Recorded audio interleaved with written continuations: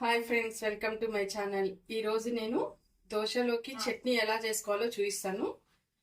మనం దోశలో కానీ ఇడ్లీ కానీ పునుగులు కానీ ఏవైనా దోశలు వేసుకున్నప్పుడు మనం ఈ చట్నీ తింటే చాలా బాగుంటుందండి. ఇప్పుడు మనకు దానికి కావాల్సిన పదార్థాలు: పచ్చి కొబ్బరి 1 కప్పు, పుట్నాలు 1/2 కప్పు, పచ్చిమిర్చి, పెరుగు 1/4 కప్పు, వెల్లుల్లి, జీలకర్ర, సాల్ట్.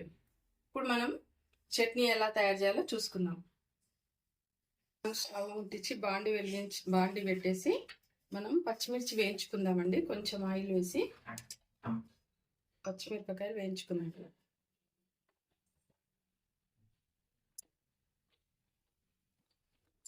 పచ్చిమిర్చి కారం చాలా ఉన్నాయండి, అందుకే నేను 4-5 వేసుకున్నాను.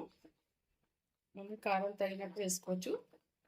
ఇది మనకు కొంచెం హోటల్లో దోశ చట్నీ టైప్ వస్తుందండి, టేస్ట్ అలా వస్తుంది. మీరు కూడా చేసి చూడండి ఒకసారి ఇంట్లో. ఇప్పుడు మనకు పచ్చిమిర్చి వేగిపోయిందండి, మనం ఒక గిన్నెలోకి తీసేసుకుందాము పచ్చిమిర్చిని.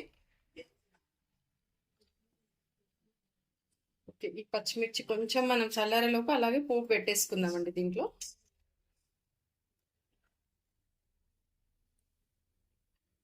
ఒక స్పూన్ ఆయిల్ వేసి,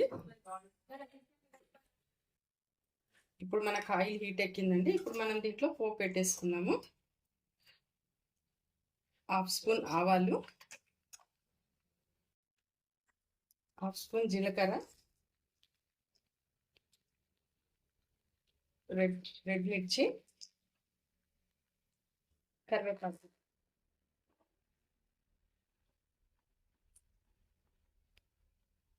ఓకే, పోపు వేగిపోయిందండి. ఇప్పుడు మనం చట్నీ గ్రైండ్ చేసుకుందాం. ఇప్పుడు మనం జార్లో కొబ్బరి వేసుకుందామండి. కొబ్బరి ఫస్ట్ కొంచెం గ్రైండ్ చేసిన తర్వాత వేరే ఐటమ్స్ వేసుకుందాము.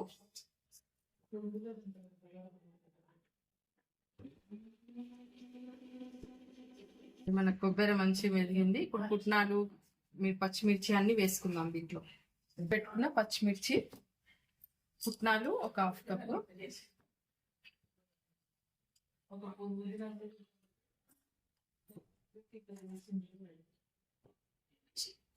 వెల్లుల్లి ఒక 3-4 రెబ్బలు వేసుకుంటున్నాను. జీలకర్ర ఒక 1 స్పూను, సాల్ట్ నేను 1.5 వేసానండి, మీరు తగినంత వేసుకోవచ్చు, తర్వాత చూసి వేసుకుందాము. ఇప్పుడు మనం గ్రైండ్ చేసిన తర్వాత పెరుగు వేసుకుందాం.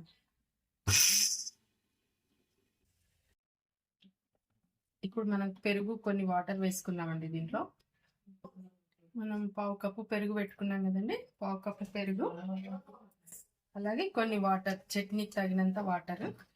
ఇప్పుడు గ్రైండ్ చేసుకుందాం.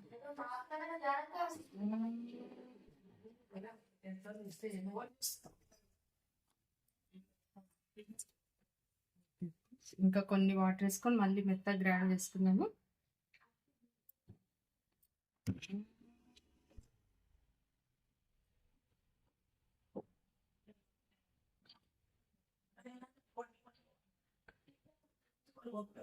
ఇట్లా అయ్యిందండి. మనం కొంచెం వాటర్ వేసుకున్నాము.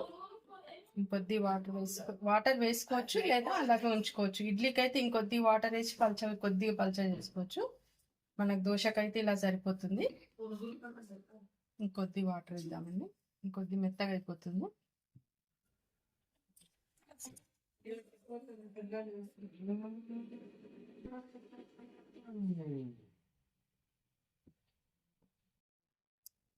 ఓకే ఫ్రెండ్స్, ఇప్పుడు మనకు మెత్తగా గ్రైండ్ అయిపోయింది. ఇది మనం దీన్ని పోపులో పెట్టేసుకుందాం. ఇప్పుడు మనం ఈ చట్నీని పోపులో పెట్టేసుకుందాము. మీరు ఒకసారి చేసి చూడండి ఫ్రెండ్స్. మనం ఇప్పుడు పల్లీలతో చేసుకుంటుంటాము, మీరు ఇలా కొబ్బరి, పెరుగు, పుట్నాలతో చేసుకోండి. మంచి బయట మనకు హోటల్లో ఉండే టేస్ట్ వస్తుంది, చాలా బాగుంటుంది. ఓకే ఫ్రెండ్స్, ఇప్పుడు మనకు దోశలోకి చట్నీ రెడీ అయిపోయింది. చాలా టేస్ట్గా ఉంటుంది. రెగ్యులర్గా కాకుండా ఇలా ఒకసారి ట్రై చేసి చూడండి. పుట్నాలతో కొబ్బరి, పెరుగు వేసి టేస్ట్ బాగా వస్తుంది. చేసిన తర్వాత నాకు కింద కామెంట్ పెట్టండి ఎలా వచ్చిందో మీకు. అన్నీ నేను ఈజీ రెసిపీసే చూస్తున్నాను. ఇది కూడా చాలా ఈజీ ప్రాసెస్, టేస్టీగా ఉంటుంది. Thank you friends.